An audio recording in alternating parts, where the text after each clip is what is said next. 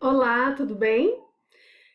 Hoje nós vamos falar um pouquinho sobre o resumo expandido, que é uma modalidade um pouquinho diferente do resumo simples e também, apesar de ter características estruturais do artigo científico, não chega a ser um artigo, tá bom? Então hoje nós vamos falar um pouquinho, dar falar um pouquinho sobre as especificidades desse trabalho, tá bom? Bom, vamos lá então.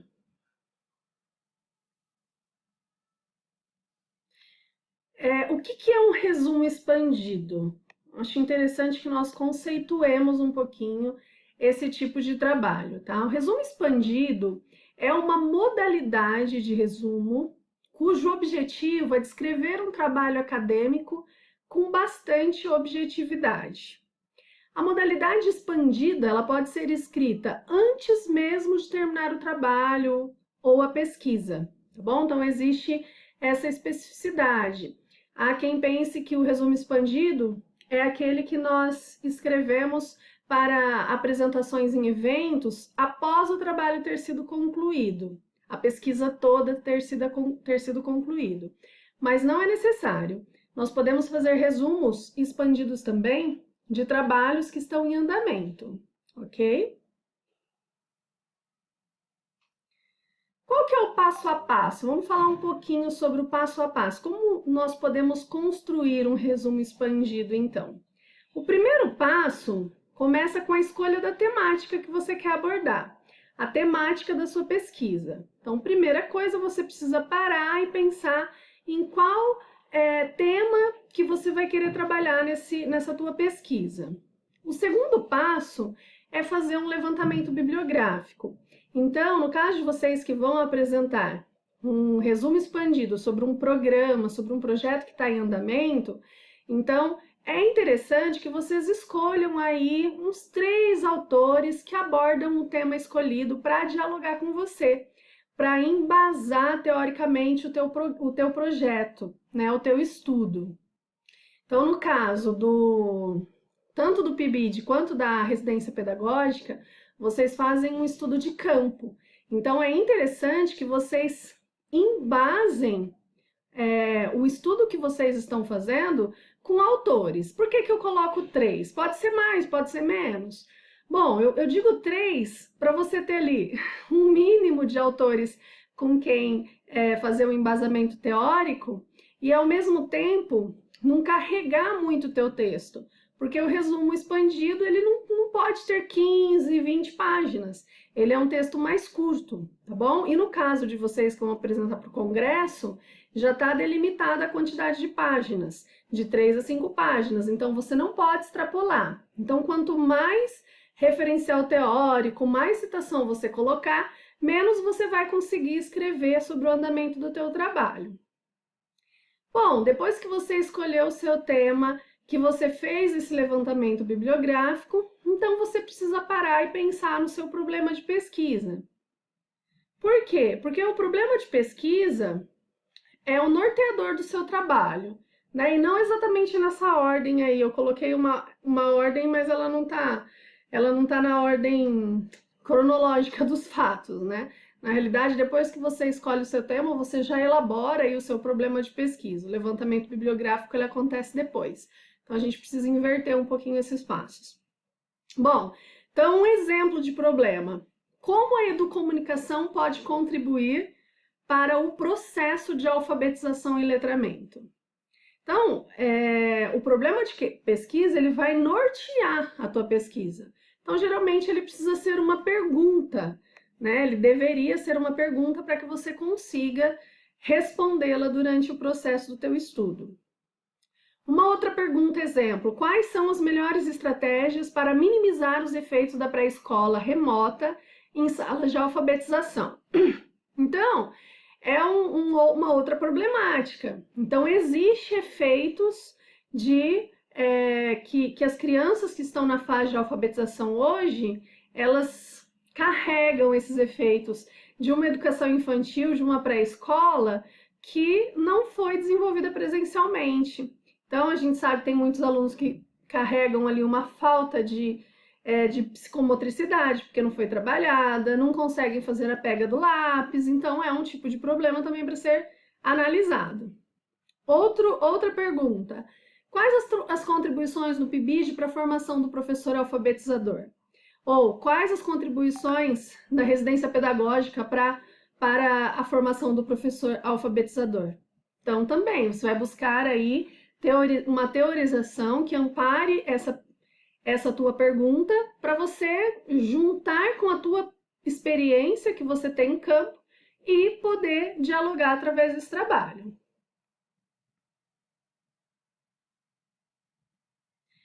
Tá, então qual que é a estrutura de um resumo expandido?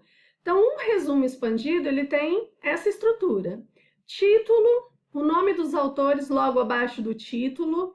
No caso do nosso trabalho, 3 a 5 bolsistas, tá? No caso da residência pedagógica, a coordenadora vai orientar.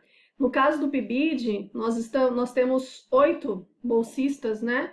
E uma voluntária, então nós faremos 3 grupos, né, de 3, tá? Mais o professor coordenador e a professora supervisora, é facultativo a participação dela ou não, né? E os respectivos e-mails. Bom, depois que você colocou o título, depois que você colocou os autores e os respectivos e-mails, então você começa propriamente dito o seu trabalho, o seu resumo expandido. Então você tem um resumo do resumo expandido, que ele é bem curtinho, e no caso, para apresentação no congresso do PIBID da residência pedagógica, vai ser um resumo de até 70 palavras. Então é um texto bem sintético mesmo, não adianta você querer colocar, né, resumir aí todas as informações que você teve, não. Você precisa exercer o processo de síntese, né, para poder fazer um texto enxuto, de forma que dê assim uma visão geral do seu trabalho para os leitores. Logo abaixo do resumo, ok? É um resuminho simples dentro do resumo expandido. Você vai colocar de 3 a 5 palavras-chave. Então, 3 a 5, tá? Eu tô sugerindo 3 aí para o pessoal do PIBID. Mas se for muito importante, essencial que você amplie para 4 ou 5 palavras-chave, pode também. E essas palavras-chave separadas por ponto e vírgula. A formatação do trabalho vocês vão encontrar em um documento escrito, né? Um documento digitado ali no AVA, no ambiente virtual que a gente vai postar ali para vocês. Bom, então, fez o resumo, colocou as palavras-chave, vem a introdução. A introdução de um resumo expandido, ela não foge muito, né? Daqui para baixo não foge muito daquele texto do artigo, né? Do artigo. Então, para o pessoal da residência pedagógica que já está aí trabalhando com os TCCs, vai ser bastante tranquilo, porque você já tem um esquema, você já tem um norte, você já tem na tua cabeça ali bem delineado como que se escreve um artigo, qual é a estrutura. E o resumo expandido é como se fosse um mini artigo. As partes, elas são muito semelhantes.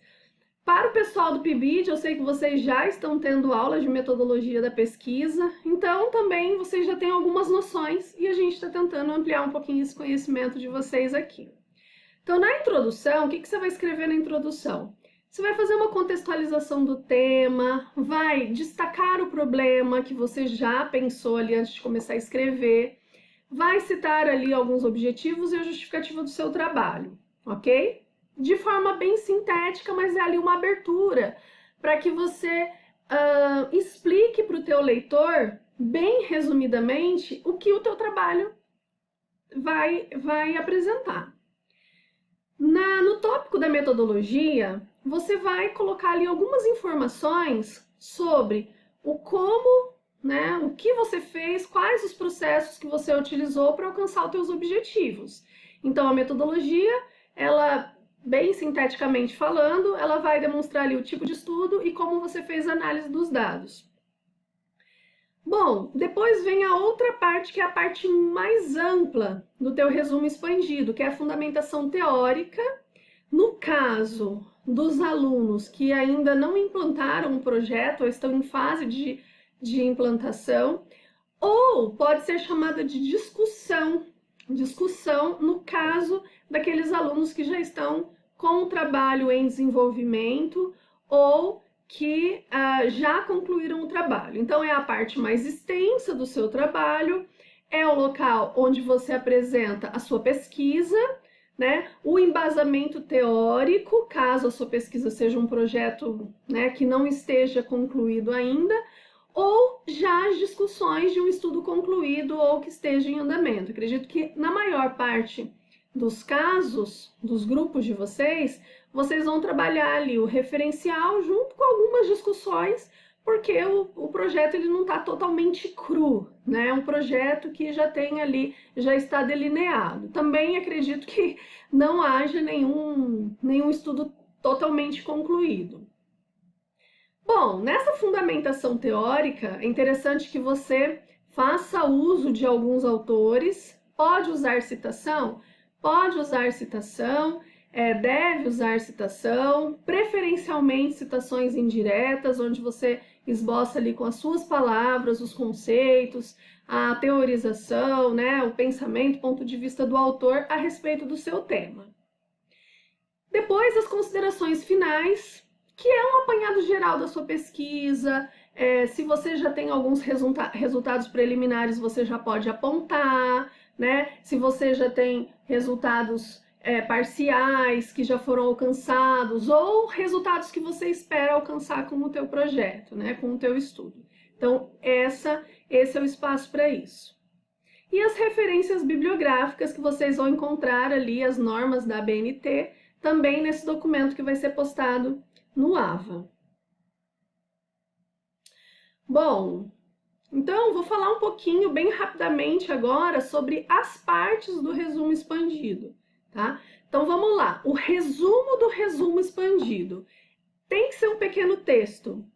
Se você não sabe ainda, você procura alguém aí para te ajudar, pergunta durante os encontros como é que você faz a contagem de palavras no Word. 70 palavras, gente, é um parágrafo bem curtinho, tá? É um parágrafo que não tem ali muito espaçamento. Você vai pegar todas as minhas dicas de formatação no texto que está postado no AVA para vocês, tá? Então, segundo as normas da ABNT, até 70 palavras, ou seja, um texto extremamente enxuto, e você vai apresentar de uma forma muito sucinta o quê? Fazer uma breve introduçãozinha ali, o objetivo, a metodologia, assim, de forma bem abrangente, né? Se for o caso, às vezes nem vai caber a metodologia. Então você precisa, nesse resumo, você precisa pegar aquilo que você realmente acha muito relevante, porque 70 palavras são muito poucas palavras, né?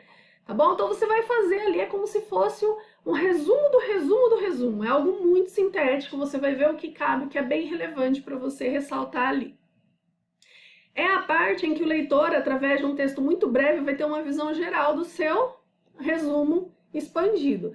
Vejam, o resumo expandido, ele dá uma ideia da sua pesquisa, do seu trabalho. E o resumo do resumo expandido, gente, é ali algo muito breve, brevíssimo, tá? Só para mesmo chamar a atenção do leitor para que ele possa dar continuidade à leitura do teu trabalho.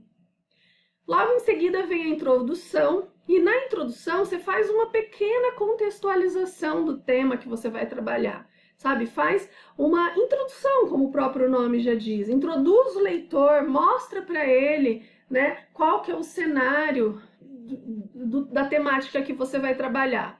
Apresenta ali um contexto geral, dá um destaque para o problema, mostra ali os objetivos, a justificativa.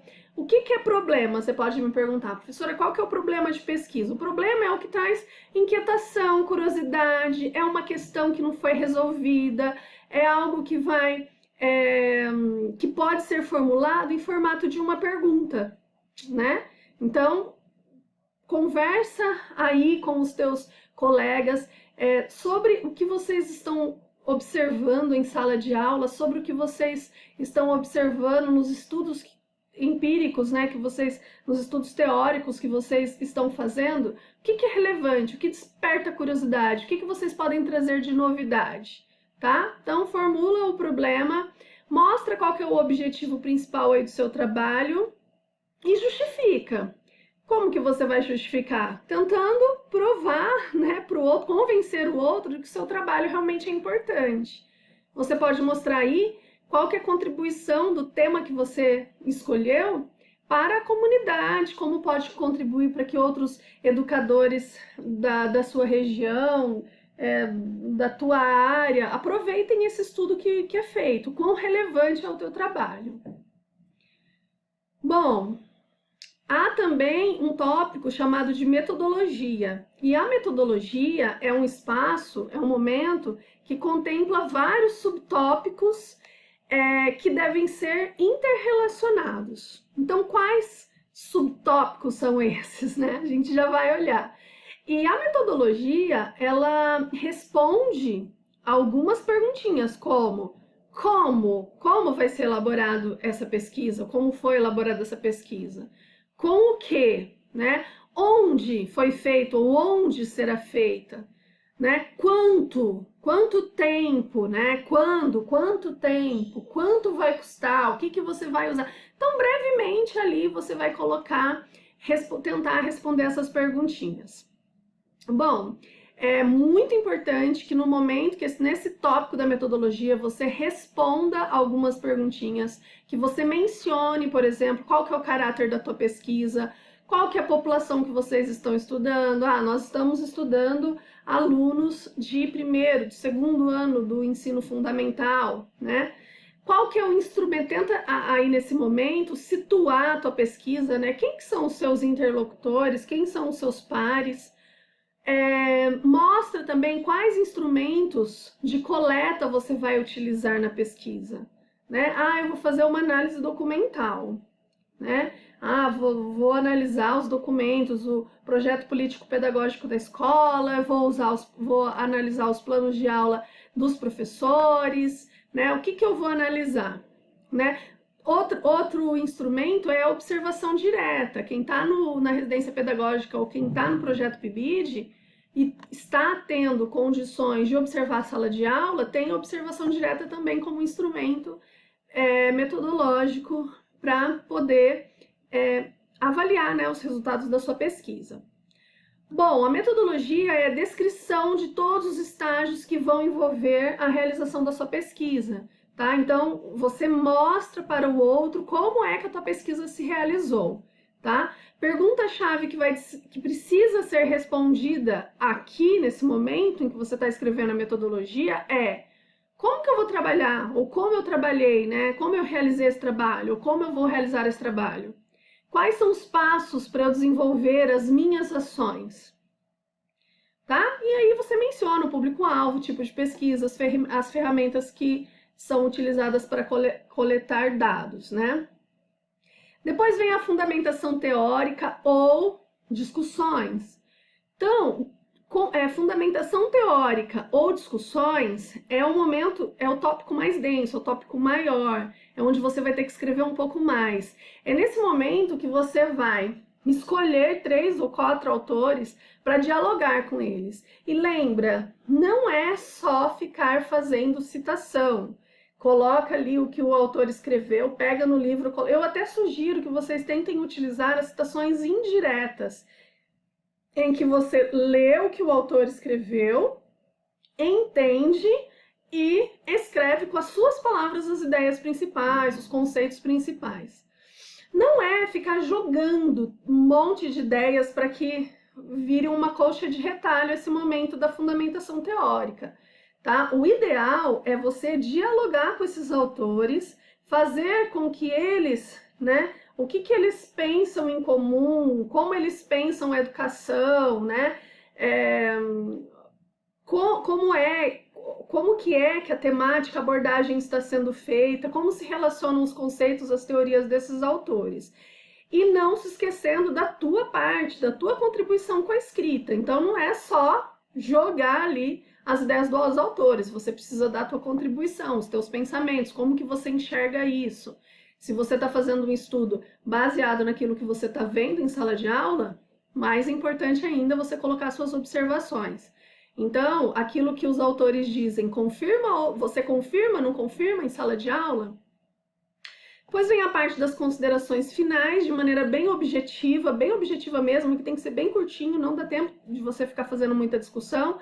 Você apresenta ali as conclusões que você teve a respeito da teoria que você leu, né, que você estudou, que você pesquisou, ou algumas sugestões ou alguns resultados que você já obteve com essa pesquisa. E nesse momento também você pode apresentar sugestões e recomendações para futuros trabalhos.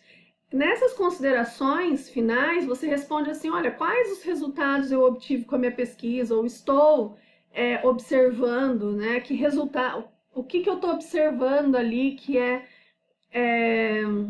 a minha pesquisa tem contribuído ali, quais resultados, enfim. E depois, no final, você vai listar todos os autores que foram citados no texto, no corpo do texto, tá? E a verificação da formatação do resumo expandido, vocês vão encontrar, mais uma vez, repetindo para vocês vão encontrar lá no ambiente virtual de aprendizagem. Então lá vocês vão encontrar um documento em Word, com tudo especificado, né? O tamanho da fonte, a formatação da página do Word, tudo certinho. Tá bom? Espero que esse pequeno videozinho tenha contribuído aí para a elaboração do seu trabalho, tá? Qualquer dúvida, você conversa com o seu professor coordenador, que ele vai poder tirar todas as dúvidas. Um abraço!